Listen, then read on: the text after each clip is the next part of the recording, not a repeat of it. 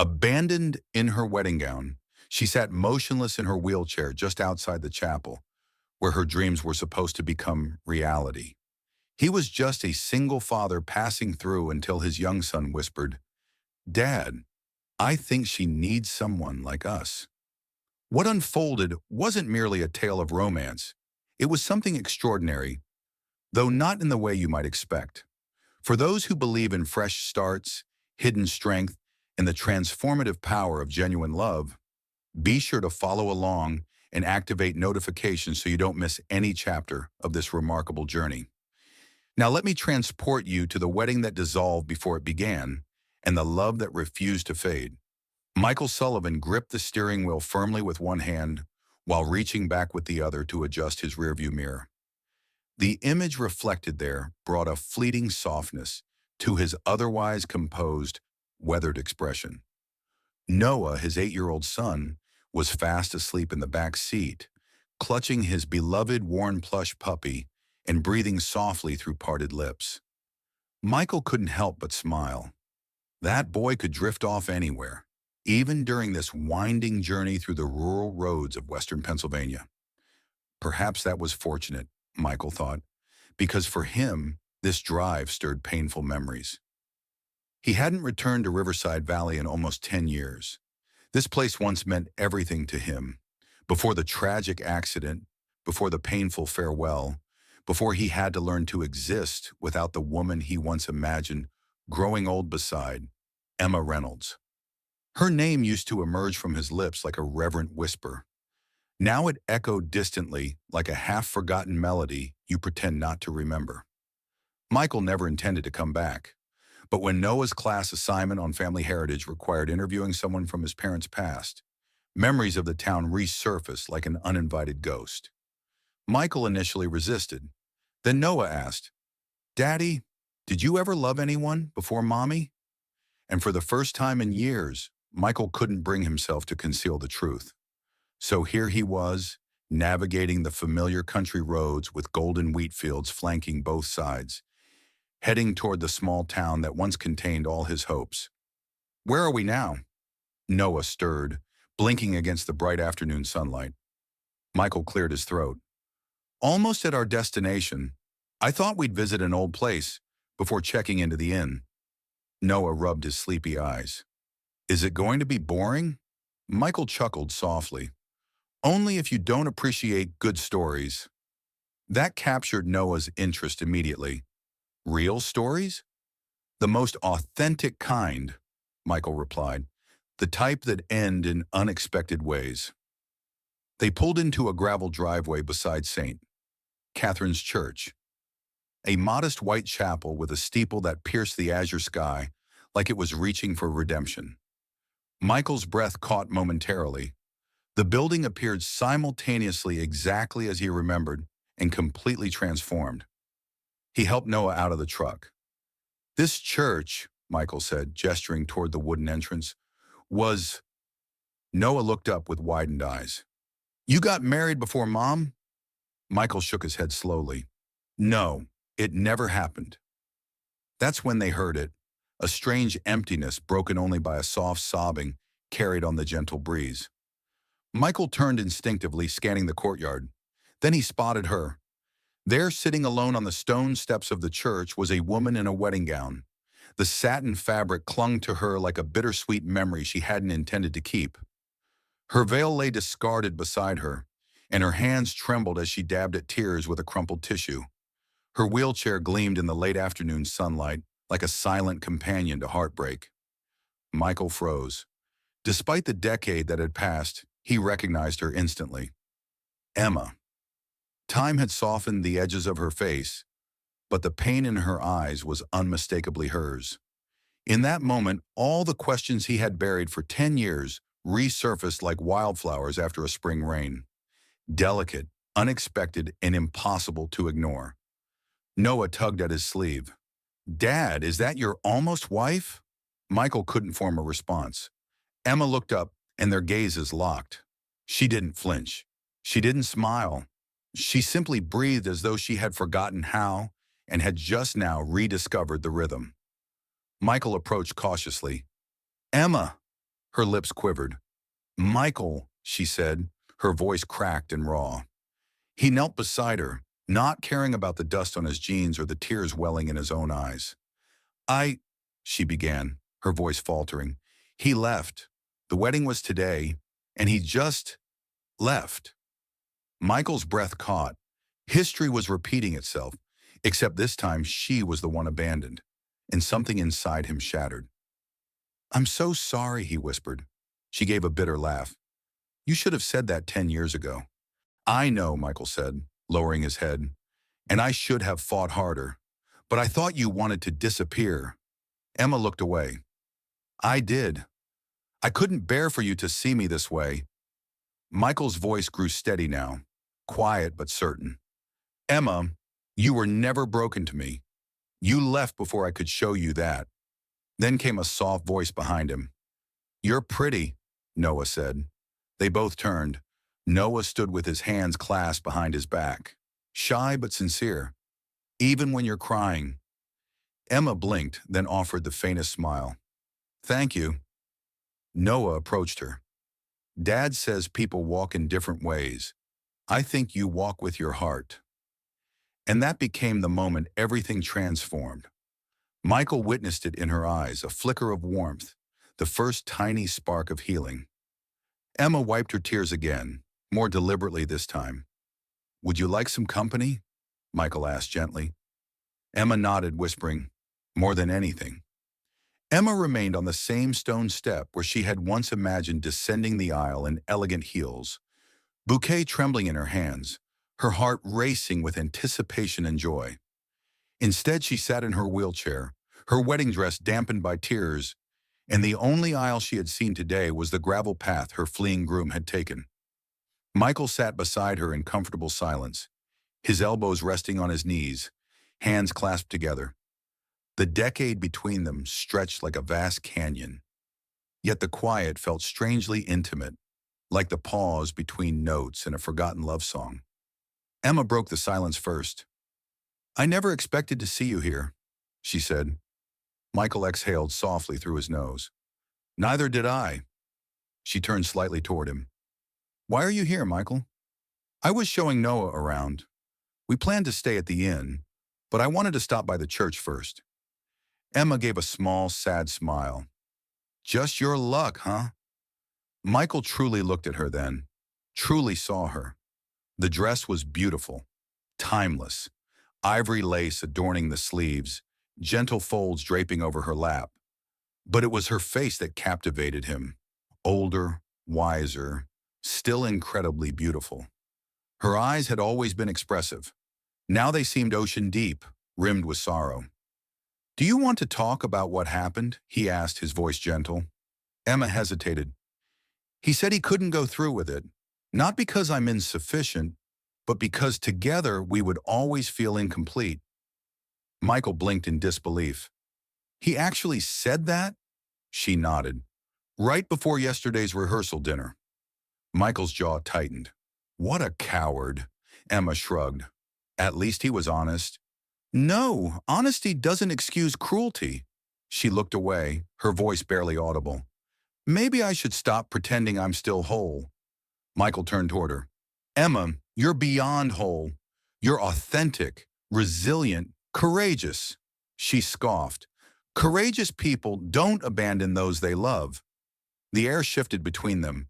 Michael stared at the church's wooden doors, remembering the day they were meant to open for her. It was a spring morning, sunlight streaming through stained glass, the scent of roses permeating the air. He had waited and waited until the whispers began, until the priest approached with awkward apologies, until he finally realized she wasn't coming. "I still remember," he said quietly, "standing at that altar waiting." Emma swallowed hard. "I was watching you through the upstairs window. I saw you waiting and I couldn't make myself move." Michael turned to her, stunned. "You were actually there." "I was," she whispered, "in my dress, hidden behind the curtains.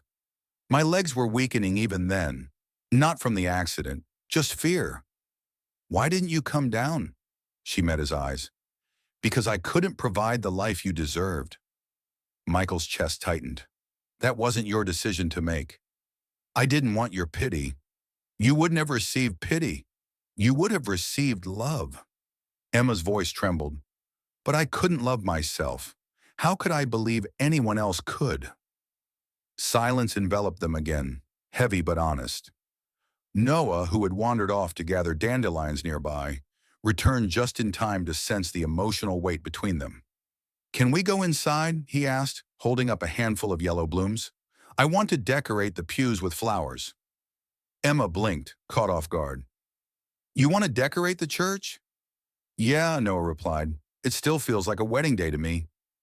She smiled faintly. You know, you remind me of someone I used to teach. You were a teacher? He asked, eyes brightening. Yes, dance. Noah's eyes widened. Like ballerinas? Mm-hmm. Emma's voice grew wistful. Ballet? Modern? Jazz? I taught for years before the accident. Can you still teach now? He asked innocently. She paused. Not in the same way I used to, but perhaps in a new way. Michael observed their exchange quietly. The way Noah instinctively gravitated toward Emma, as if she were someone familiar, someone safe. Their connection was immediate, natural, and it awakened something in Michael's heart he hadn't experienced in years. Emma, Michael said suddenly, would you join us for dinner tonight? She blinked in surprise. What? We're staying at Pine Haven Inn. Nothing fancy, but they serve honest food, and Noah insists on dessert as the first course. Noah grinned. That's our rule. Emma looked uncertain. I'm not exactly good company right now. Michael softened. You don't need to be. Just come as yourself. She glanced down at her dress. I'm hardly dressed appropriately. Michael stood and extended his hand, not to lift her, but to connect. You look like someone worth celebrating. Emma gazed at him momentarily, her fingers trembling as she placed her hand in his.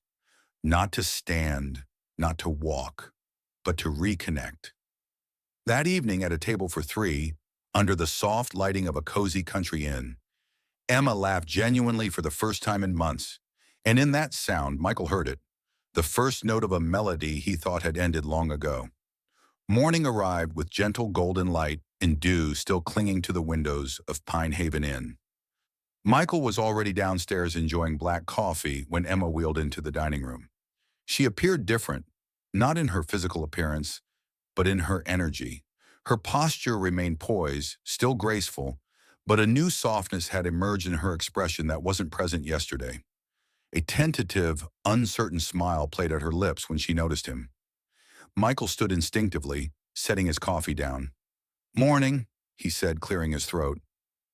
Good morning, Emma replied, glancing around. Where's your little sidekick? Michael smiled. Out back. He discovered a pond and declared himself Admiral of the Ducks. He'll be ecstatic you're here. I didn't mean to impose, Emma said, adjusting slightly in her wheelchair. You're not, Michael said kindly. We were hoping you'd join us. Emma looked down at her hands folded in her lap. I almost didn't come. What changed your mind? She looked up at him then. Your son. Michael's expression softened. Yeah, he has that effect on people. There was a pause between them, not uncomfortable, just delicate, like they both recognized they were standing at the edge of something fragile and quietly beautiful.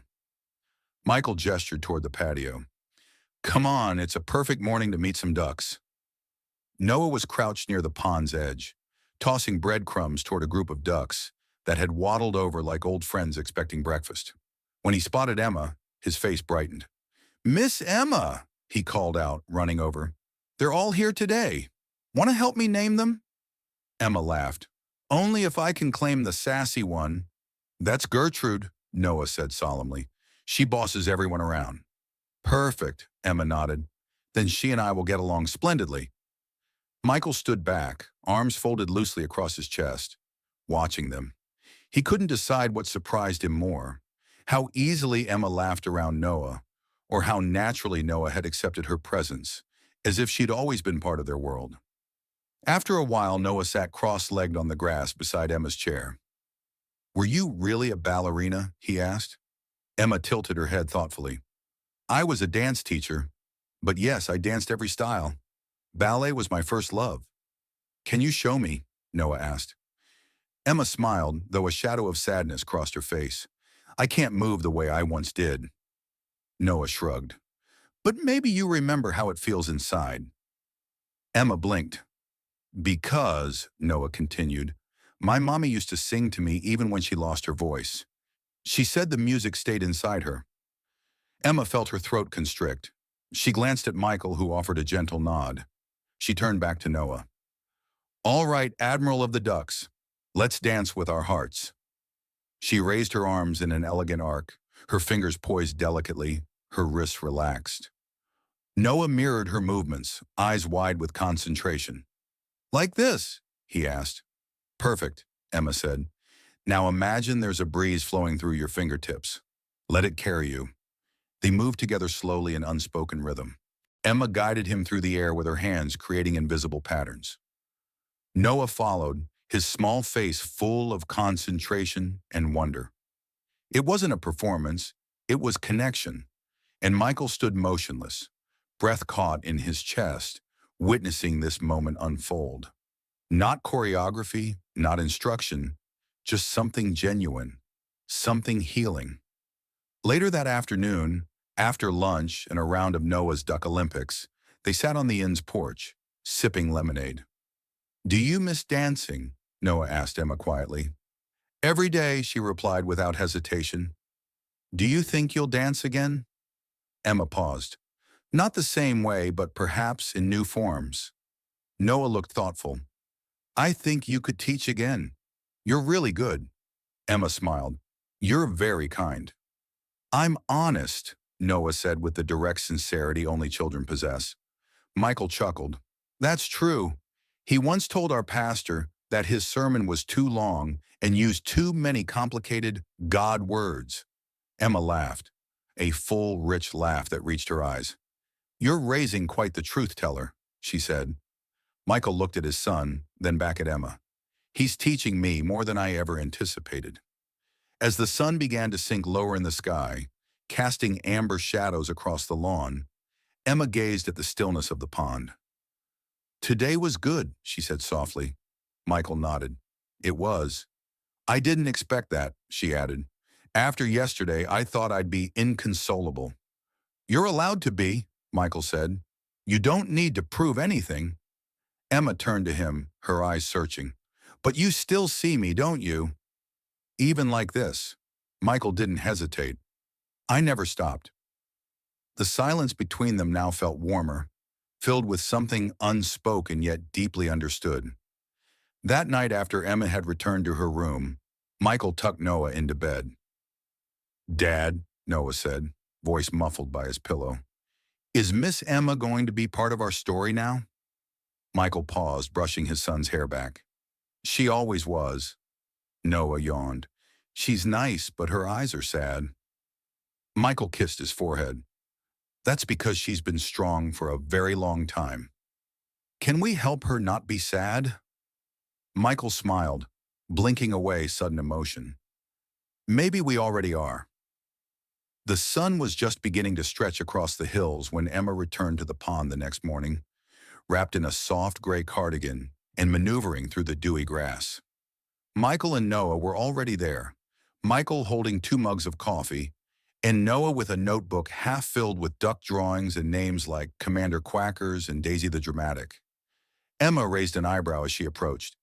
"Working on a children's book?" Noah beamed. "Maybe, but only if you help make the ducks dance." Michael handed Emma a coffee, their fingers brushing briefly enough to stir something between them. "Cream and 2 sugars. Still your preference?" She nodded, touch that he remembered. They sat in comfortable silence, with only the sounds of ducks quacking lazily and the breeze playing with the tall grass around them. It was Noah who broke the quiet. "Miss Emma, will you teach me again today?" Emma tilted her head. "More duck dancing?" He grinned. "No, real dancing like what you used to teach." Michael began to redirect the conversation, sensing the sensitivity of the subject. But Emma raised her hand to stop him. "It's okay," she said gently. Then she turned to Noah.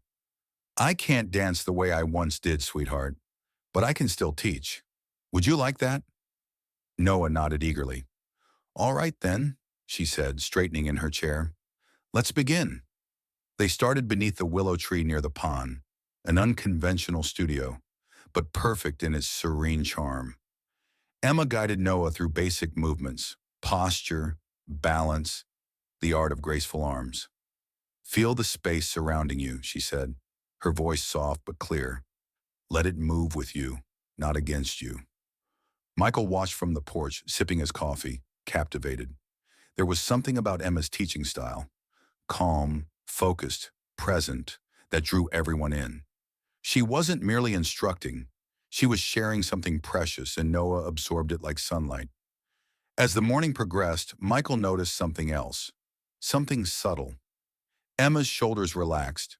Her voice grew steadier. Her laughter came more easily. She was, in her own quiet way, dancing again. Not with her legs, but with her spirit. Later that day, they returned to the inn. Emma rolled into the common room, her cheeks flushed, her sweater dotted with grass, from where Noah had dramatically collapsed mid-pirouette. Michael followed with lemonade and sandwiches. "You two could start a traveling show," Emma chuckled, the duck ballerina and her reluctant assistant. "I'd buy tickets," Michael said. She paused, looking up at him. "Thank you for today." He set the drinks down, pulling a chair closer to her. "You created today, not me." She lowered her gaze, her voice softer now. "I thought I'd buried that part of myself. The teacher, the dancer. After the accident, I closed that door and locked it." Michael leaned in, but it was still there, waiting. "Maybe," she whispered, "but I was afraid to reopen it. What if I can't give it everything anymore?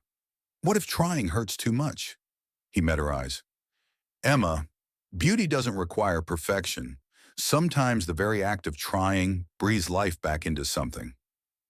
Emma blinked, emotions welling inside her. Michael had always possessed the ability to articulate exactly what she needed before she even recognized her need. That evening, as the inn's porch lights flickered on, Noah brought out his sketchbook again. "I drew you," he announced to Emma. She turned the page and gasped.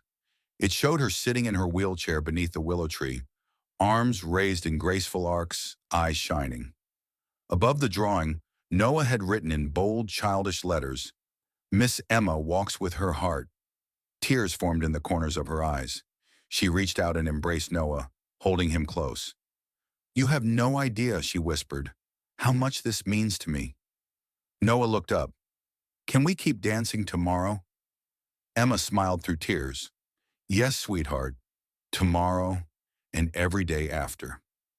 Later that night, after Noah had gone to bed, Michael sat across from Emma on the porch, the air fragrant with pine and the gentle hum of summer insects.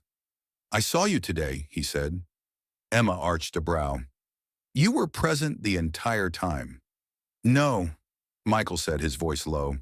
"I mean, I saw you. The authentic you, the one I remember, who loved music and moved through life as if it were choreographed. You're still her, Emma." She looked away, swallowing hard. "I don't feel like her."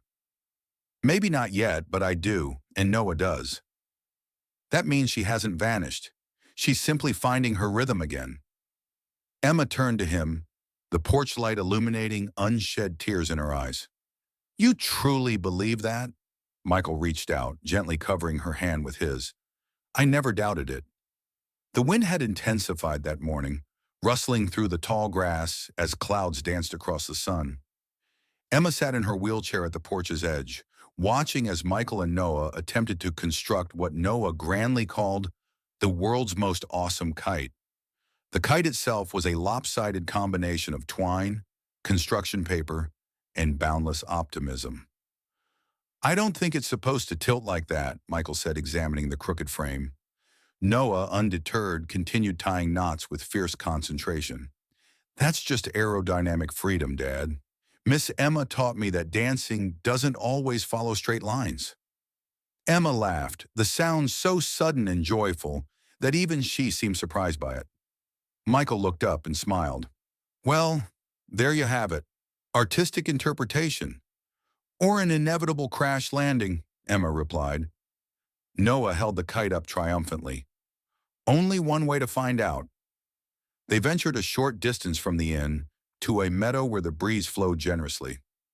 Emma rolled alongside Michael, occasionally pushing harder when the terrain became uneven. Do you need assistance? Michael asked. I'm managing, she replied, slightly breathless. You'll know when I need help. I tend to use colorful language. Michael chuckled. Noted. When they reached the clearing, Noah took off running, kite in hand. Emma and Michael sat on a weathered bench beneath a tree, watching the boy try repeatedly to launch the kite. I love his persistence, Emma said, admiring him. Michael nodded. He's stubborn but compassionate. He inherited that from his mother. Emma hesitated. Do you speak of her often? Michael exhaled slowly. We keep her memory close, not in a solemn, shrine-like way, more as if she's part of our everyday air. Sometimes I share stories about her, and he says it feels like remembering, even though he wasn't present. That's enough for me. Emma looked away, her throat tightening. I'm sorry I never reached out after you lost her. Michael glanced at her. I wouldn't have known how to respond back then. I was numb for a long time. Then I focused entirely on Noah. And now? She asked softly. Michael looked toward his son, his voice tender. Now I'm learning to live again, gradually, imperfectly. But this, he gestured toward Noah, the meadow, the sky, this feels authentic. Emma followed his gaze. It does. Later that afternoon, Noah came bounding over, dirt smudged and flushed with triumph. It flew for like 10 whole seconds, he declared proudly, holding up the mangled kite. But I think it wants to be a bird instead. Emma smiled. It already is. You just have to help it believe. Noah flopped down beside her, catching his breath. Hey, Miss Emma, can I ask you something? Of course. Did you ever want to be a mom? The question caught her completely off guard. I mean, Noah continued, you'd be really good at it.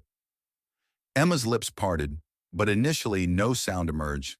She glanced at Michael, who appeared equally surprised, though his expression softened as he watched her navigate the moment.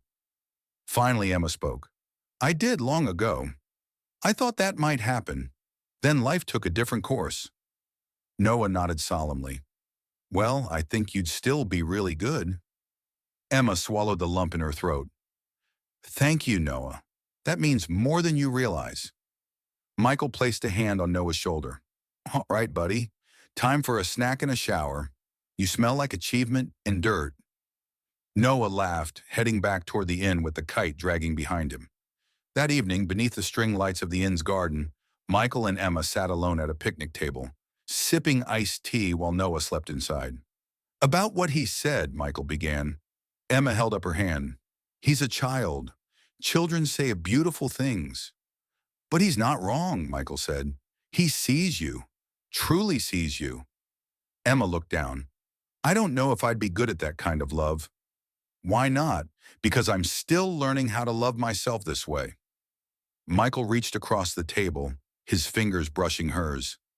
Emma, love isn't about what we offer when we're perfect. It's about what we give when we're frightened, when we're scarred, when we choose to show up anyway. She blinked and a tear slipped down her cheek.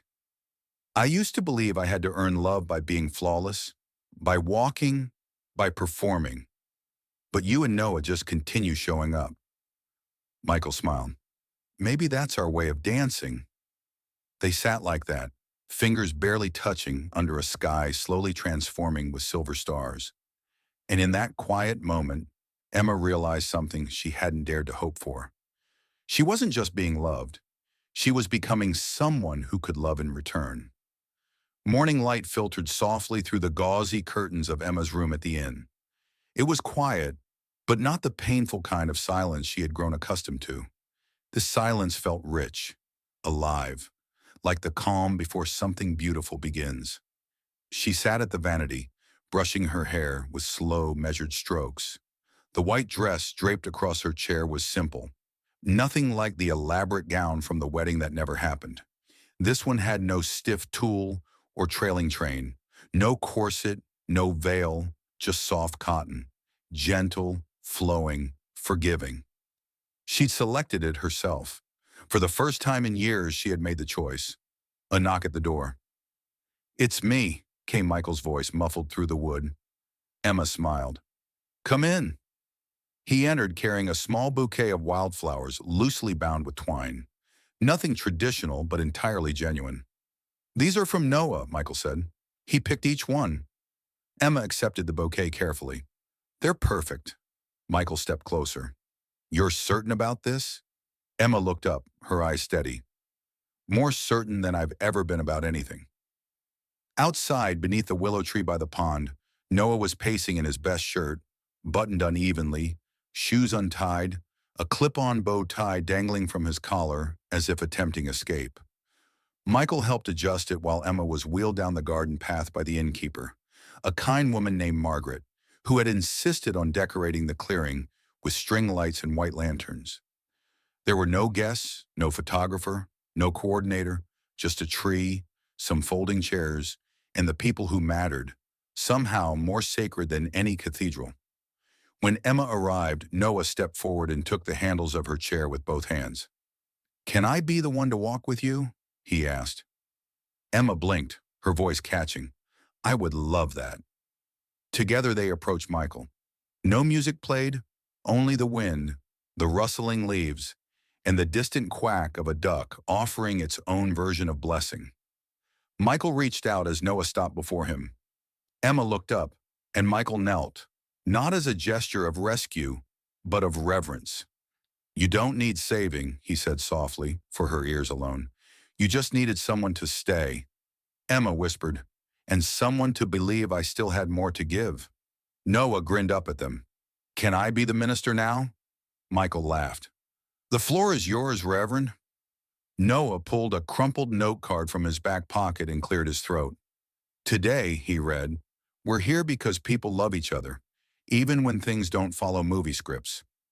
My dad says real love is when you show up, even after the music ends. Miss Emma shows up every day. My dad does too. So I think they should promise to keep doing that forever." Michael reached into his jacket pocket and withdrew a ring, a simple silver band engraved inside with a single word: "Now." He slipped it onto her finger with steady hands. "Not for the past," he said. "Not for what we lost, but for what we still have." Emma held up a second ring, thinner, almost delicate.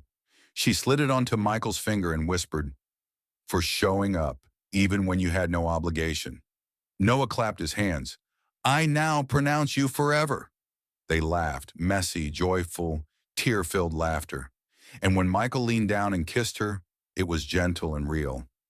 Not the kiss of a perfect couple in a perfect scene, but a kiss between two people who had lost, survived, and still chosen to believe. That night, under the stars, the three of them sat around a small fire pit, with mugs of hot chocolate and half-melted s'mores disasters in progress. Noah examined the rings on their fingers and asked, "Does this mean I have a real mom now?" Emma reached for his hand. "It means you've always had someone who wanted to love you, and now I get to do it openly." Michael watched her, eyes full of emotion. "You know, you never did have that first wedding." Emma leaned against him, her head resting lightly on his shoulder. "That wasn't a wedding. That was a performance. This was a promise." Noah perked up. "Can we do it again next year, but with cake?" Michael laughed. "Absolutely, as long as you don't choose the flavor."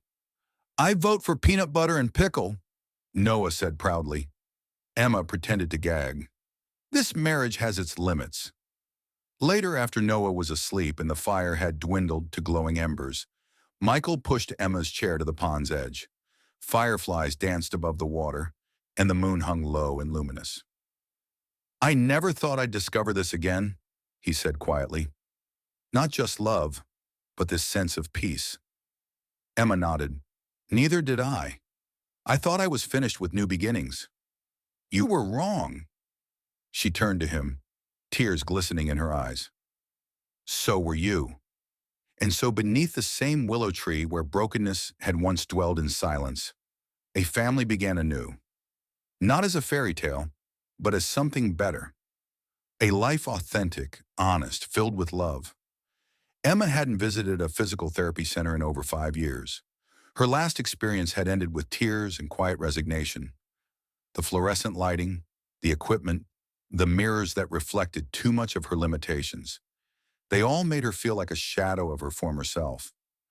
But this morning, positioned in the doorway of a small clinic in town, with Michael beside her and Noah eagerly tugging at her sleeve, she felt something entirely new.